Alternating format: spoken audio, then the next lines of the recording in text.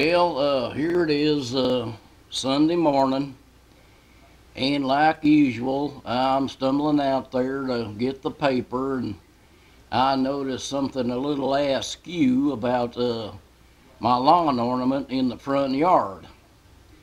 So I go out there and do a little investigating, and as it turns out, a couple of these little wise ass neighbor kids come along last night and spray painted a penis and a ball sack on my Ronald Reagan statue I had out there.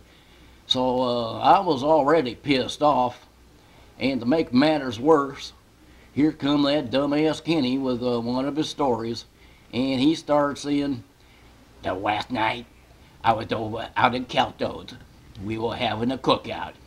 He was sitting around there with some of his war buddies. He was in Nam, and somebody come up there and he said, 'All of you Nam people were a bunch of pussies.' And Kelso looked at him, and he said, 'Buddy, if you know what's good for you, you will get out of here right now.'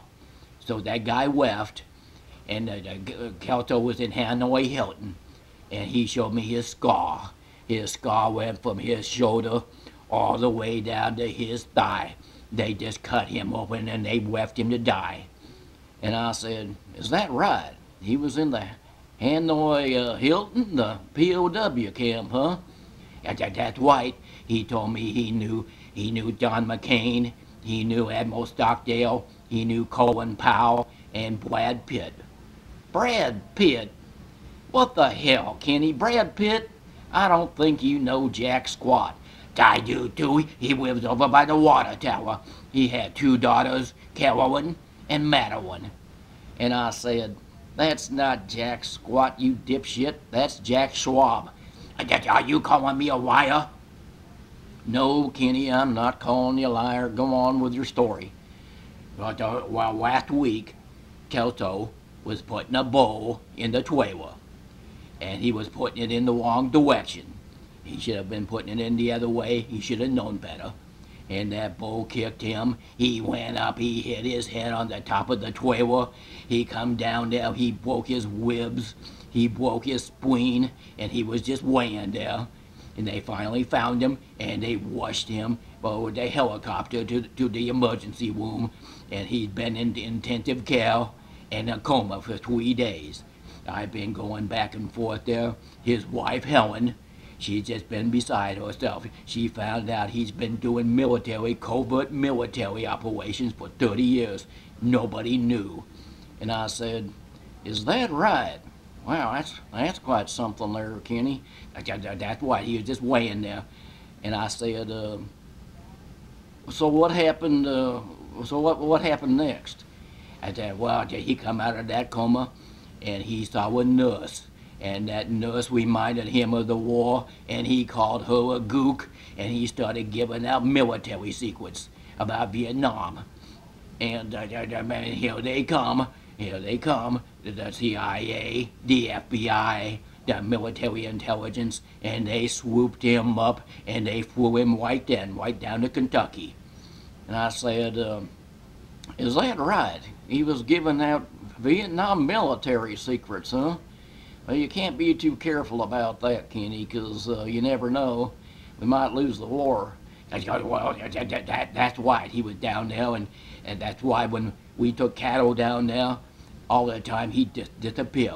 That's what he was doing. He was doing covert military activity. I shouldn't even be talking about this right now. I could get in some trouble. "Yeah, you probably could, Kenny. You probably could."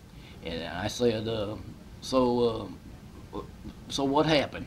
That's why Helen didn't know what to do. Her son Kevin, he was doing the same thing, military covert operations. He was over in Iraq, and he disobeyed orders. He was out there looking for those WMDs all by himself, and they found out about that, and they swooped him up, and they threw him in the brig, and gave him a court-martial.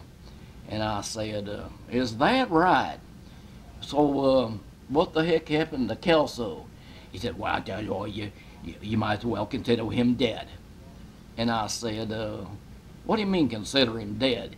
He said, well, you just consider him dead. They took him and they buried him over in Virginia. And I said, well, he's dead then. Oh, you just consider him dead. Well, he's dead, right? He's either dead or he's not dead. Well, you consider him dead. They buried him in Virginia. And I said, okay, Kenny, okay. So what happened to Kevin? Well, they wet him out, and he died in a motorcycle accident last week. And I said, you know, Kenny, I think you're full of crap. Are you calling me a liar? No, Kenny, no, I'm not calling you a liar. Oh, listen, the missus is in there cooking me up some supper. She's making some rabbit stew. And Kenny says, so, the rabbit stew? And I said, yeah, that's right. She's making a batch of rabbit stew. I'll tell you what, I'll make you up a plate, but I can't invite you in because you're driving me crazy. And Kenny says, I like rabbit stew. And I said, I figured you would. So I made him up a batch of that rabbit stew, and he went on his way, and that's pretty much the end of another dumbass Kenny story.